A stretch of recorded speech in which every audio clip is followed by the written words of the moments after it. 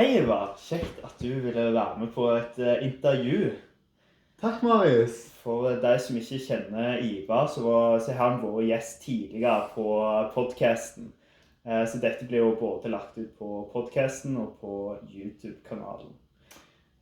Men i dag, Ivar, så skal vi snakke om korona og lockdown som kom i mars.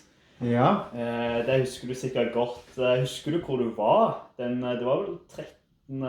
mars, var det det? Jeg synes husker at det var 12. Ja, mars. det var nok 12. mars, ja. Det var i hvert fall en torsdag, tror jeg. Den dagen jeg husker veldig godt, fordi jeg er student, og da er det jo naturlig at jeg hadde vært på universitetet for å studere. Men den dagen så tenkte jeg at jeg gidder ikke dra på universitetet, fordi det er så typisk at nå stenger de ned NTNU da, som jeg går på. Og det gjorde de.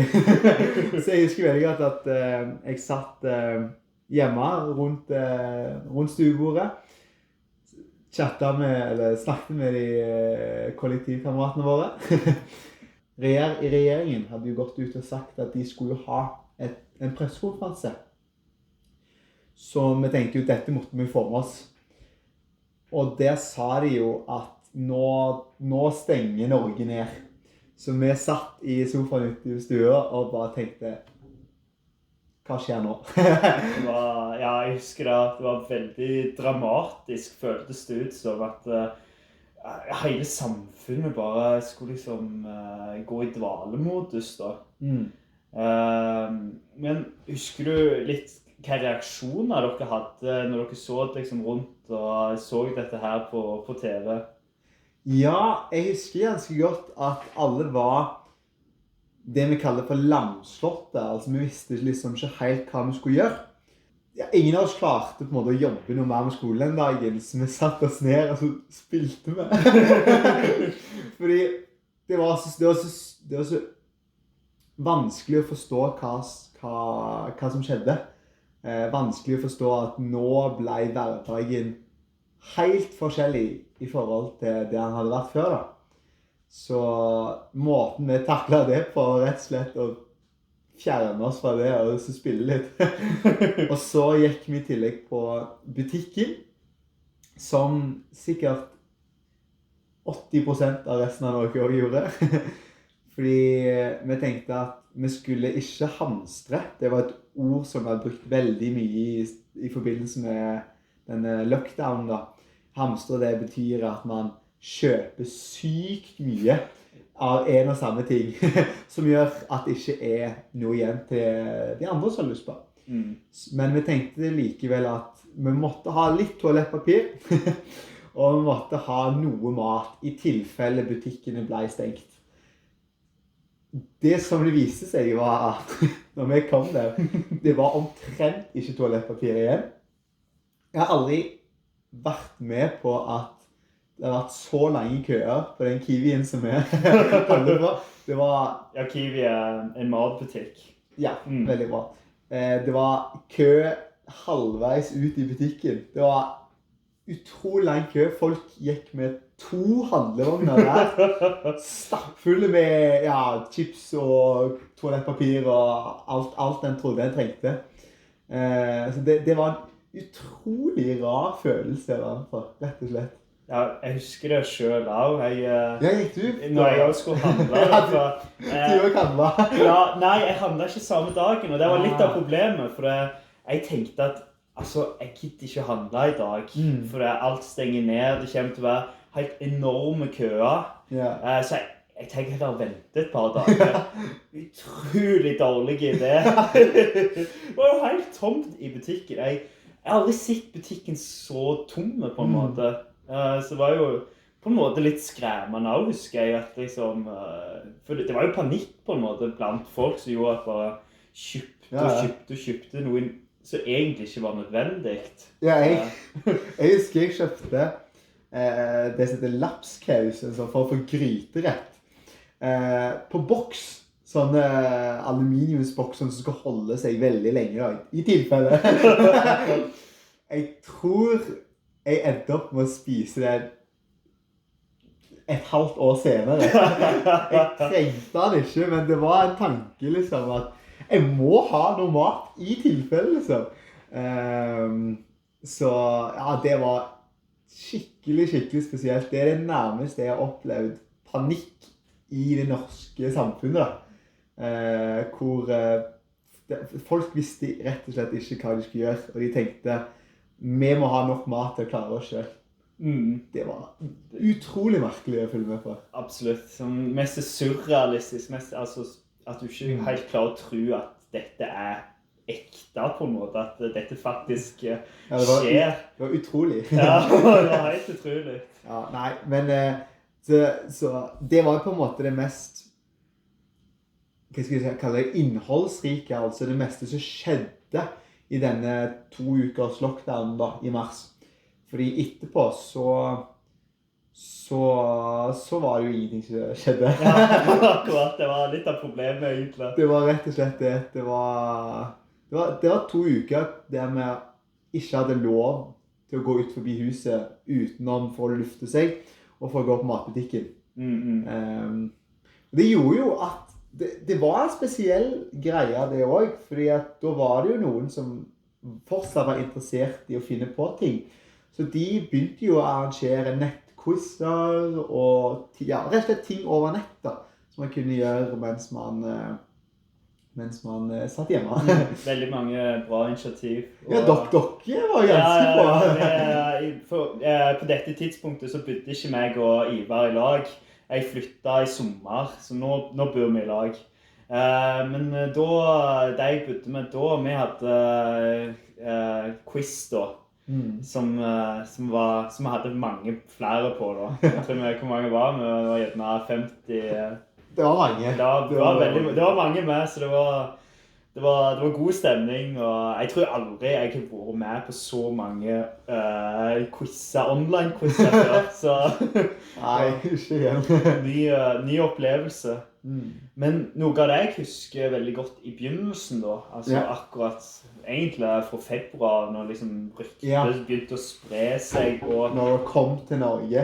Ja, det var så mange rykter på en måte, altså hva var dette her, hvor gale kom det til å bli, hva kom til å skje på en måte med samfunnet, med hvor farlig var det, hvor lenge kom dette til å vare. Altså jeg husker at noen sa at det kunne vare helt til 2023.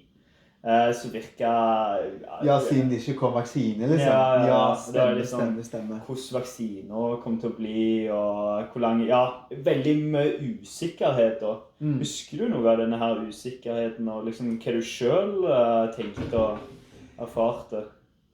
Det som jeg husker på det var veldig mye knyttet opp til det å gå på universitetet. Veldig mye om universitetet måtte stenge.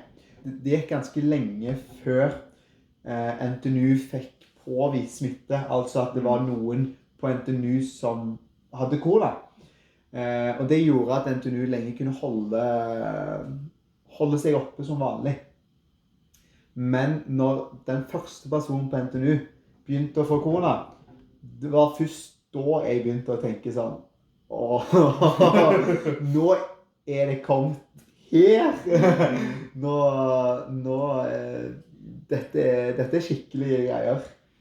Det var jo litt egentlig bare spørsmål om tida og følte jeg. Vi snakket jo veldig mye om det rundt omkring i studentmiljøet, at dette kommer jo til å komme til Norge, og dette kommer jo til å komme til Trondheim. Så det var liksom, noen så liksom at det spredde seg fra Italia til liksom forskjellige europeiske land, og fordi det som jeg jo husker, det var jo Norge har jevnt over hele korona egentlig vært nok så sene i forhold til andre land. Altså at vi fikk korona senere enn for eksempel Italia og Østerrike. Så jeg så jo at det var veldig gale der. Og da innså jeg at ok, dette ikke tull. Så jeg var aldri på den øren at dette tull. Ja, så rett og slett så tenkte jeg at ok, dette her kan gå gale. Jeg håper bare at man klarer å gjøre det minst mulig gale, rett og slett. Det som var morsomt, det var jo at feil å si morsomt, for ingenting med dette egentlig morsomt. Det sant, men...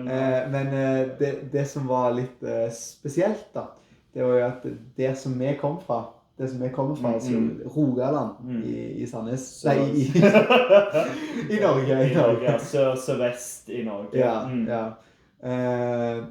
Det var jo der de først fikk den store smitteboblen da.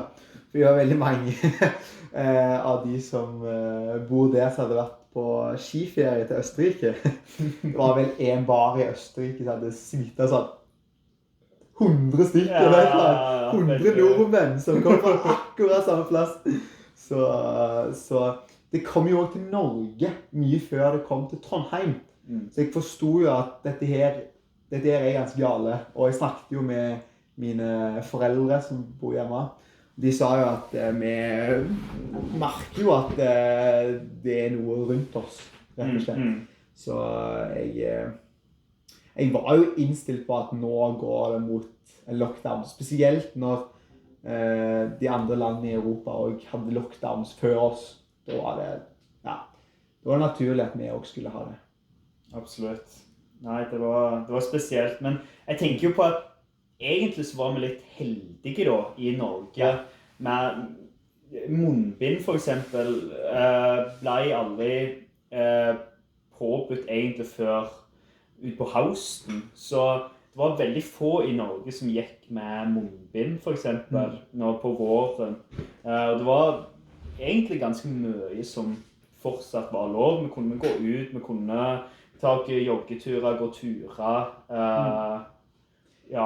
Generelt så har jo Norge sluppet veldig billig unna etter med korona. Vi kan ikke si noe annet når vi ser på andre land. Det kan vi ikke. Så klart vi har vært veldig heldige. Men det var likevel spesielt. Det var det. Men absolutt vi har vært utrolig heldige, og sommeren den fikk jo vi omtrent som normal. Med mindre du bodde i Oslo. Så der har det nesten helt siden mars vært fullstendig lockdown. Så vi har egentlig sluppet nok så billig unna, vil jeg påstå. Ja, og kanskje spesielt i Trondheim. Trondheim fikk en sånn smittetopp, altså mange som ble smittet rundt nyttår. Men det var ikke vår feil, for da var vi hjemme. Det var ikke vi her.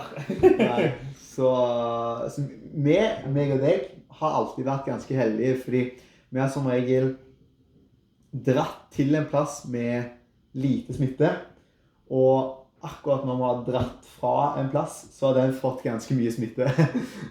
Så vi har sluppet billig unna. Det har vi, absolutt. Så får vi bare håpe at vaksineringen går fint, og at vi kanskje nærmer oss slutten nå. Absolutt. Hva tror du at du kommer til å ta mest med deg fra korona? Oi, godt spørsmål. Det er vel kanskje bare denne her innsikten da, at noe så dramatisk plutselig kan skje. At det var ingen som kunne se at dette kom til å skje. Alle trodde at 2020 kom til å bli et helt normalt år. Og at på en måte noe så dramatisk plutselig bare kan skje. Det er kanskje det jeg kommer til å ta med meg for dette her. For jeg føler jo kanskje vi har levd i en rolig periode da. Ja, absolutt. Jeg tenkte på det mens jeg sto og dusja i dag, faktisk. At jeg har utrolig respekt for... Eller jeg føler jeg fikk litt mer innsikt om hvordan det måtte være å leve under andre verdenskrig.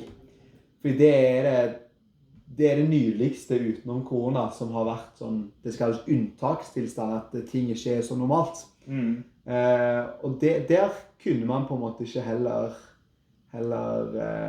gjøre som man ville, rett og slett. Så jeg tror jeg kommer til å ta med meg litt den der at jeg må sette pris på det vi har, rett og slett. Den friheten som man normalt sett ikke tenker på. Sette pris på hverdagen av, på en måte. På en måte altså, vi kan hilse. Ja, sant. Det var lov siden vi bor sammen. Skal vi vaske hendene etterpå? Ja. Nei, men det var kjekt å snakke, Ivar. Så håper jeg at du tar turen igjen en gang. Det skal jeg. Du vet hvor du finner meg. Ja, det er bra. Ha det bra. Ha det bra.